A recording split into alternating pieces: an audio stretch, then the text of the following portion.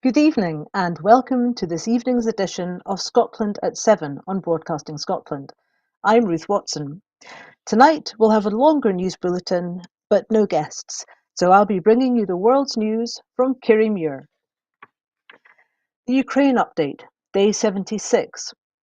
Ukraine's President, Volodymyr Zelensky, has urged the international community to take immediate steps to end a Russian blockade of his country's ports in order to allow wheat shipments and prevent a global food crisis. At least 100 civilians remain in the Azovstal steelworks under heavy Russian fire in the southern Ukrainian city of Mariupol, an aide to the city's mayor has said. Ukrainian officials have said they found the bodies of 44 civilians in the rubble of a building that was destroyed weeks ago in the northeast of the city. The bodies were found in a 5-story building that collapsed in March in Izium. Russia's underestimation of Ukrainian resistance and its best-case scenario planning have led to demonstrable operational failings, preventing the Russian President, Vladimir Putin, from announcing significant military success in Ukraine on the 9th of May Victory Day parade, the UK Ministries of Defence has said. The President of the European Commission, Ursula von der Leyen, has hailed progress made during talks on Monday night with the Hungarian Prime Minister Viktor Orban, who has so far resisted Brussels' plans for an embargo on Russian oil. In the US, the White House has dismissed Putin's Victory Day speech as revisionist history and said his suggestion that Western aggression led to the Ukraine war was patently absurd. The Nordic region's defence capabilities would be strengthened if Sweden and Finland joined NATO, Sweden's defence minister has said. Greece has reopened its embassy in Kyiv, joining the list of countries that have resumed diplomatic missions in Ukraine. Ukrainian women are facing harsh realities under Poland's abortion laws. Miroslav Marchenko was a gynecologist at a private clinic in Kyiv who, like millions across the country, fled to safety, crossing the border into Poland, where abortions due to fetal abnormalities or on eugenic grounds, in the language of the country's constitutional tribunal, are illegal. One woman, a patient of Dr. Marchenko who also had fled Ukraine to Poland, called in a panic saying, "Oh my God, I don't know what to do because time is running out and my pregnancy is growing. But I don't want to raise this child because it is war and I can't manage it." Marchenko said it was the first time she understood the impact that Poland's abortion laws and the barriers that had been erected to prevent women accessing emergency contraception could have on individual lives. Marchenko told her patient she should leave Poland and travel to the Czech Republic in order to access a safe termination. More than 2 million Ukrainians have found refuge in Poland since the beginning of the war in February. The vast majority are women with children. While the two countries share history, culture, and a border, women's access to reproductive health care is radically different. In Ukraine, abortions are legally provided on request in the first 12 weeks of pregnancy. Oral contraception is sold over the counter without prescription, and the morning after pill is readily available. In Poland, abortion is almost completely outlawed, and access to contraception is ranked as the worst in Europe, according to the European Parliamentary Forum. Many doctors refuse to prescribe emergency contraception or even IUDs, intrauterine devices, on ethical grounds, arguing that they are akin to an abortion. Oksana Litvinenko, a Ukrainian reproductive rights activist who has lived in Poland for 16 years, has been helping refugees in reception points since the war began. She says some women have no idea that their access to reproductive healthcare services will vanish upon crossing the border. Litvinenko says she has met women at the border who have asked her to help them access medication to terminate a pregnancy, but says the ability to access reproductive health services is down to chance. Members of Poland's anti-abortion movement have also been at the border to greet refugees, Within the first weeks of the war, volunteers from the Life and Family group started handing out leaflets at refugee reception points depicting dismembered fetuses and citing abortion as the biggest threat to peace. The leaflets also advised pregnant women to denounce to the police anyone offering them an abortion. While Marchenko waits to receive a Polish medical license, she has been working with Svedara, a Polish women's rights organization, to launch a Ukrainian language hotline for women seeking help on where to access reproductive healthcare services. She says the hotline receives about 10 calls a day, 10% of which are queries on how to access an abortion. As evidence and reports of rape and sexual assault of Ukrainian women and girls continue to emerge, activists and politicians in Poland are also becoming increasingly concerned about how rape victims seeking safety in Poland may be able to secure a legal abortion if needed. Between 2010 and 2020, fewer than 5 legal abortions a year were carried out in Poland on the ground of rape, with women needing permission from a prosecutor. The Lithuanian parliament today voted unanimously to describe Russia's actions in Ukraine as genocide and terrorism, and to call for an international tribunal modelled on the Nuremberg trials after World War II to prosecute suspected war crimes. The motion, co-sponsored by Prime Minister Ingrida Simonite, said war crimes by Russian forces in Ukraine included the deliberate killing of civilians, mass rape, forcible relocation of Ukrainian citizens to Russia, and the destruction of economic infrastructure and cultural sites. The Russian Federation, whose military forces deliberately and systematically select civilian targets for bombing, is a state that supports and perpetuates terrorism, the Lithuanian parliamentary motion said. Lithuania's move follows a similar unanimous vote by Canadian MPs on April the 27th to call Russia's attacks in Ukraine a genocide. Leonid Slutsky, head of the International Affairs Committee of Russia's lower house of parliament, said the resolution was part of an anti-Russia project and were biased actions against Russia that have nothing to do with reality, according to the TASS news agency. Lithuania once was ruled from Moscow as part of the Soviet Union, but now is part of the European Union and NATO. Lithuania has been among the most outspoken critics of the Russian invasion of Ukraine. Vilnius expelled the Russian ambassador last month after Ukraine accused Russian forces of killing civilians in the town of Bucha, near the capital, Kyiv. US President Joe Biden said in April he believed the invasion of Ukraine amounted to genocide, adding, "We'll let the lawyers decide internationally whether or not it qualifies, but it sure seems that way to me." The Queen's speech, which set out the UK government's legislative agenda for the next parliamentary year, was a mix of new plans, long-made pledges, and a handful of held-over bills. The legislative programme includes bills to change the post-Brexit EU laws, a proposal to replace the Human Rights Act with a UK Bill of Rights, proposals for bills on the cost of living crisis, energy costs, levelling up, and the environment. There also were proposals for bills on housing, planning, crime, and security. Scottish Social Justice Secretary Shona Robeson said the UK government has again failed to tackle the cost of living crisis. She said that bold, radical action was needed to protect people from inflationary pressures and rising energy bills. Today was another missed opportunity, Ms Robeson added. Responding to the UK government's plans for the new parliament outlined in the Queen's speech, the SNP leader Ian Blackford MP said, "Beyond the pomp, ceremony and rhetoric, the Queen's speech offered nothing to help people who are suffering under a Tory-made cost of living crisis and are struggling to make ends meet."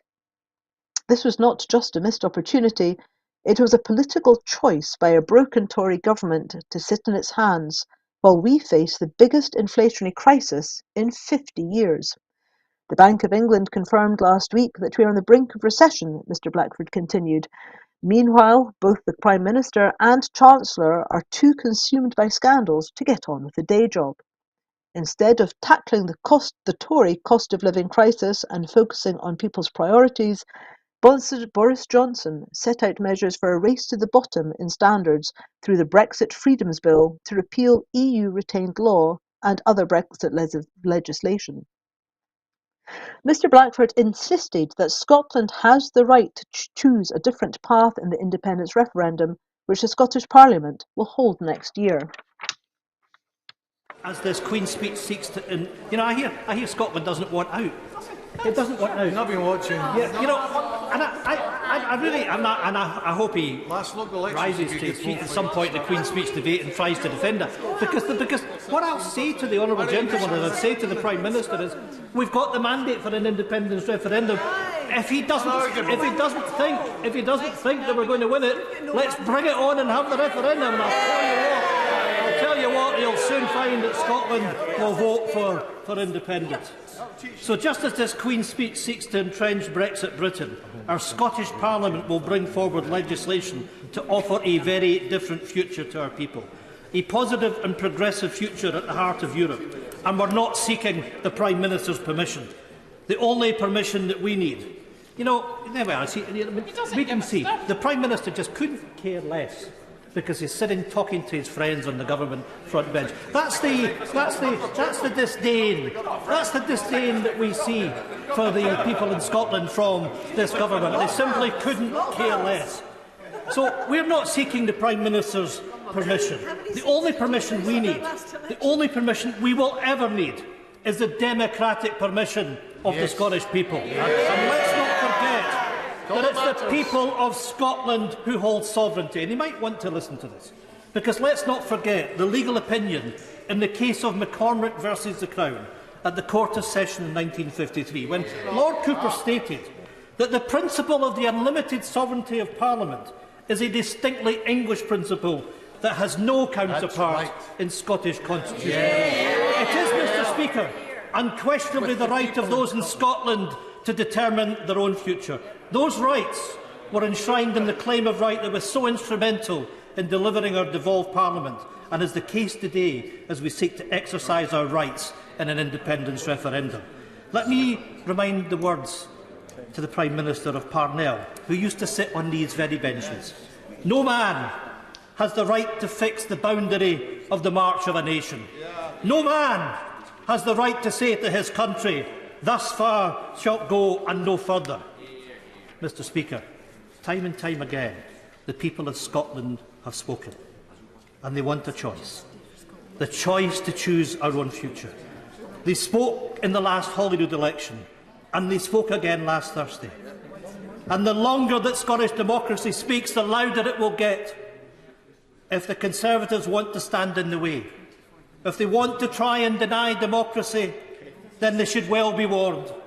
Democracy will sweep them away, just as their party was swept away last week.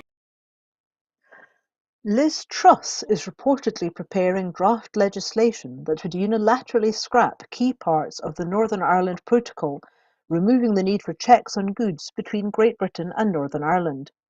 No bill was announced in the Queen's speech on Tuesday, but the Foreign Secretary is reported to have asked officials to prepare the draft, which would put the UK in breach of its treaty obligations.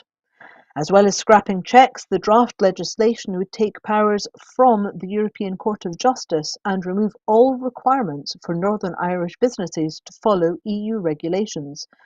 It is being reported that Truss intended to move unilaterally to prepare to change parts of the protocol, but denied the UK government had given up on negotiation.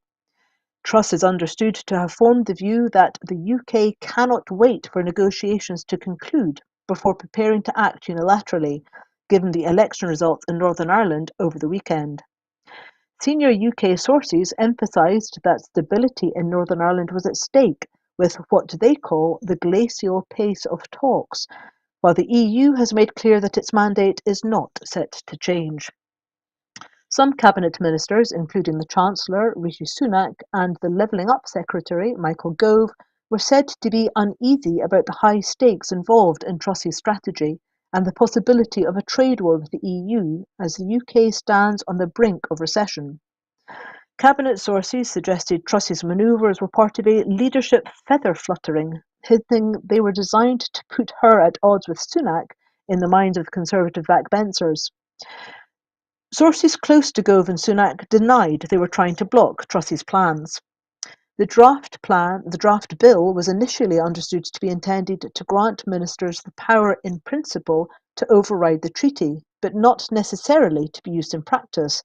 However, The Times reported on Tuesday that the bill would go further than expected and scrap parts of the protocol. Such a move is expected to provoke legal retaliation by the EU were it to go ahead, including the bloc potentially imposing new tariffs. Truss will argue that the election results in Northern Ireland give the negotiations a fresh sense of urgency because the Democratic Unionist Party has said it will boycott any participation in a new government at Stormont until the issue is resolved. Sinn Féin, which won most seats in Stormont for the first time, said Northern Ireland was becoming collateral damage in the dispute. Constitution Secretary Angus Robertson has said the UK government must pull back from provoking a catastrophic trade war with the EU. Europe Minister Neil Gray wrote to the Foreign Secretary Liz Truss, warning of the potential economic damage. When it first emerged, the UK government was drafting a new law to disregard parts of the UK-EU withdrawal agreement. No response has been received. Mr. Robertson today further expressed his concern following further reports of the UK government's intentions today.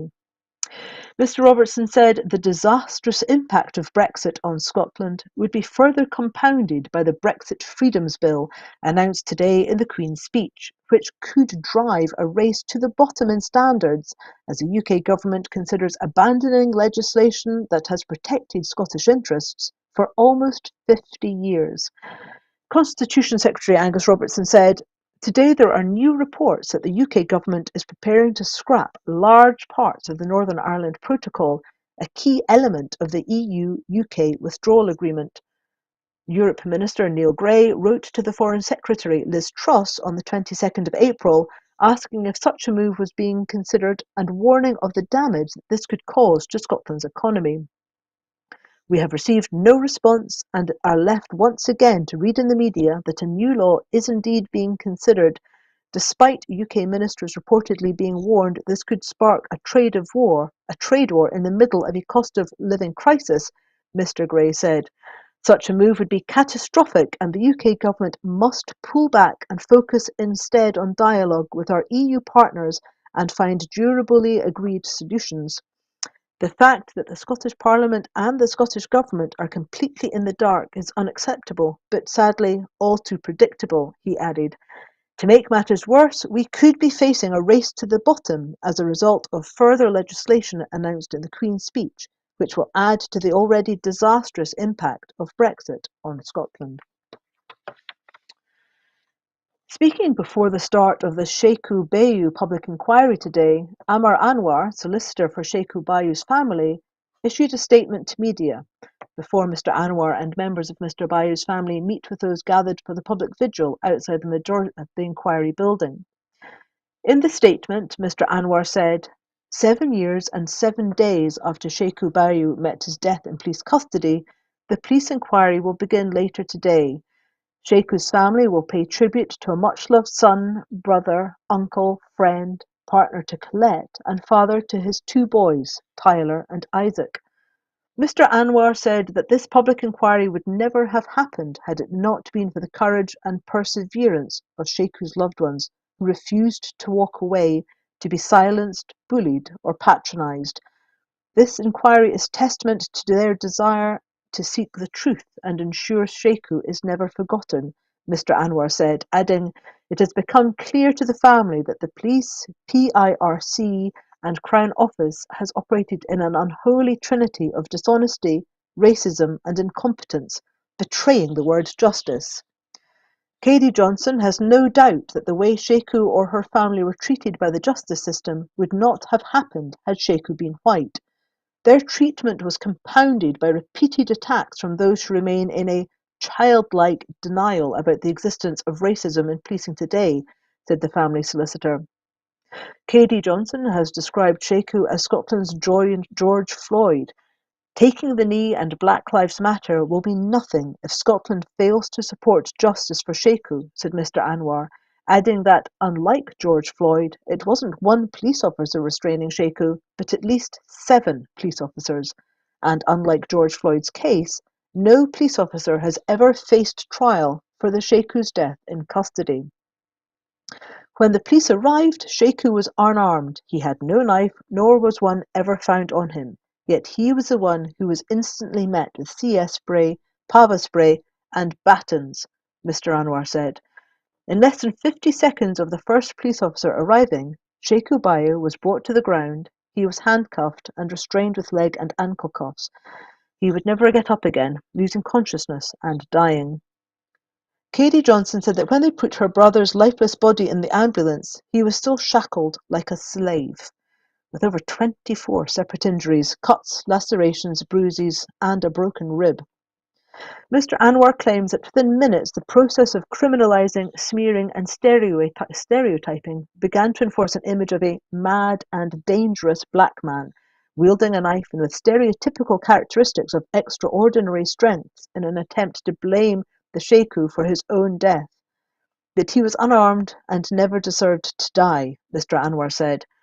Sheku was only 10 foot 5 inches, weighing 12 stones 10 pounds, which is 80 kilograms, but the officers involved in restraining him on the ground weighed a total of 100 stones, which is 636 kilograms. Sheku Bayo's family have waited a very long time to hear the truth. That is the very least they are entitled to, Mr. Anwar said. Sheku's loved ones demand that this public inquiry delivers the truth, is fearless and impartial, Mr. Anwar added.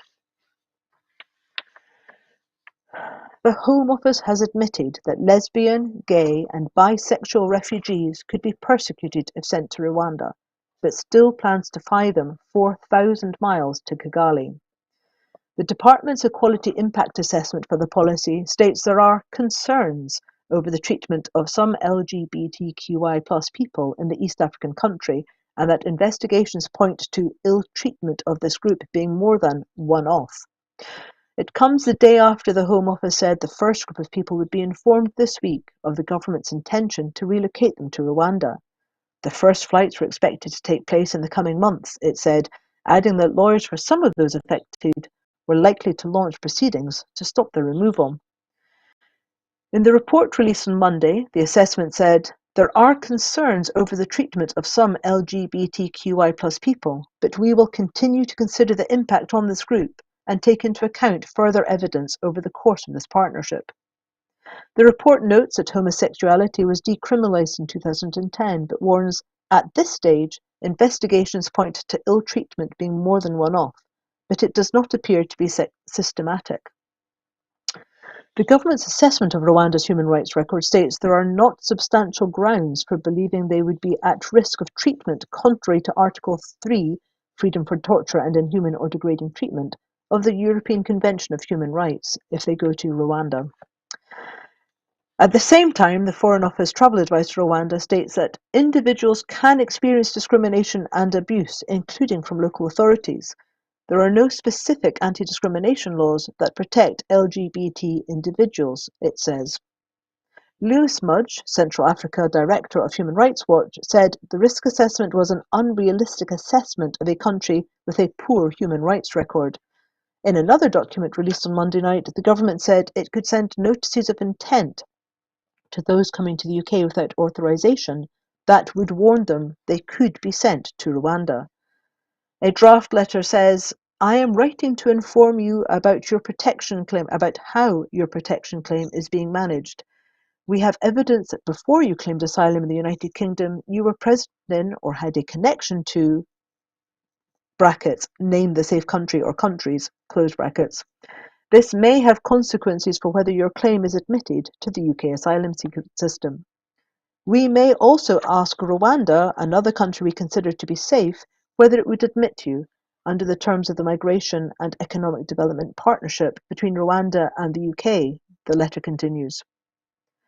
Enver Solomon, the chief executive of the Refugee Council, said letters carrying a threat of Rwanda would prompt many of those waiting for their claims to be processed to disappear and hide from the authorities in the UK. In the United States today, former Defense Secretary Mark Esper said he would not vote for Donald Trump in 2024 if the Republican ex-president runs again, saying Trump lacked integrity and would not put the United States ahead of his own personal interests. Asked if he would vote for Trump in 2024, Esper told MSNBC no, making him one of the first Trump cabinet members to openly reject their former boss for another White House run. Any elected official needs to meet some basic criteria. They need to be able to put country over self. They need to have a certain level of integrity and principle. They need to be able to reach across the aisle and bring people together and unite the country. Donald Trump doesn't meet those marks for me, Esper said. Instead, the former defense chief urged his political party to seek new leadership and focus on four core issues: a strong military, lower taxes, deregulation, and conservative judges before the mid-term congressional elections in November and the 2024 presidential contest.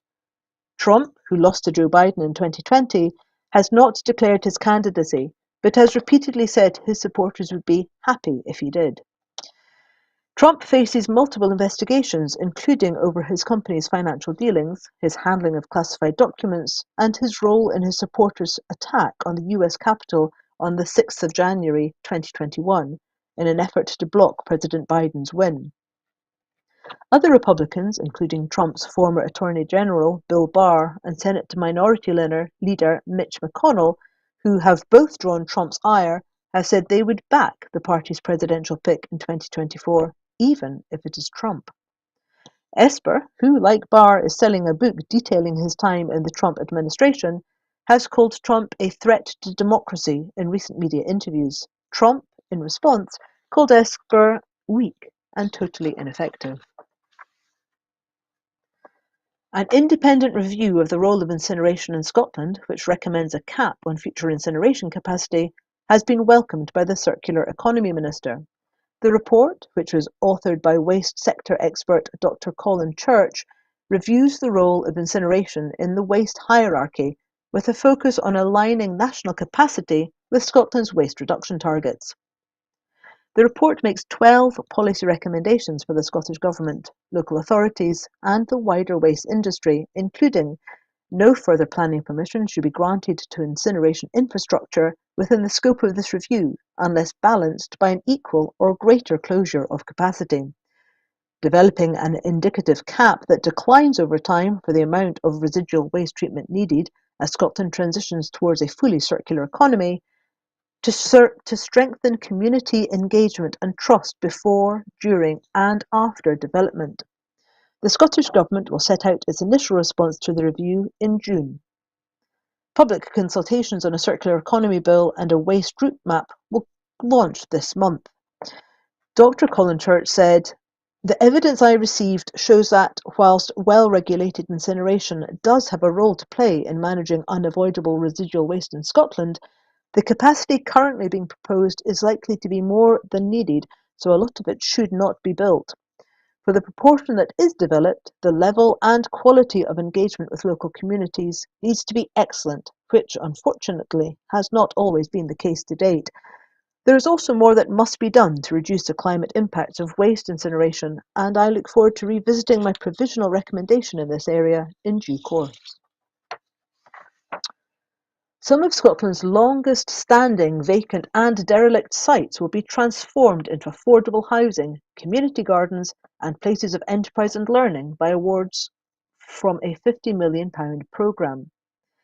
10 schemes will share more than £5 million from the low-carbon vacant and derelict land investment programme, driving regeneration and innovation while tackling climate change.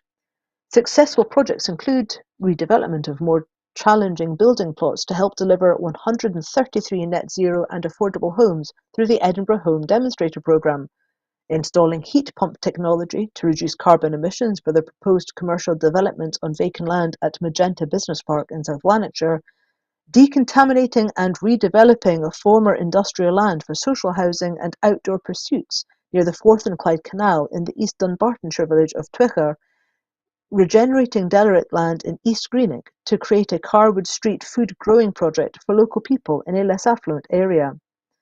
Community Wealth Minister Tom Arthur said, "Derelict sites are often found in more disadvantaged areas and can hold back development of communities.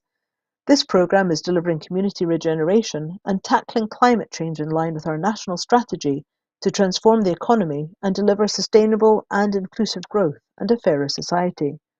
At the same time as announcing these grants, we are opening the programme to projects seeking funding in 2023-24, and I look forward to building on the momentum generated by today's investments. Well, that's the news for this evening from Kerry Muir, News of Scotland and the World. Broadcasting in Scotland is brought to you by volunteers. It's run on a shoestring budget. Times are tough, I know, for everybody, but if you can, please support Broadcasting Scotland. Give the programmes a share, watch them, enjoy them, talk about them within your community, share them on your Yes pages, get the news out there, and please, if you can, support. Every pound helps. Thank you very much for joining me, and I look forward to seeing you again soon. Bye.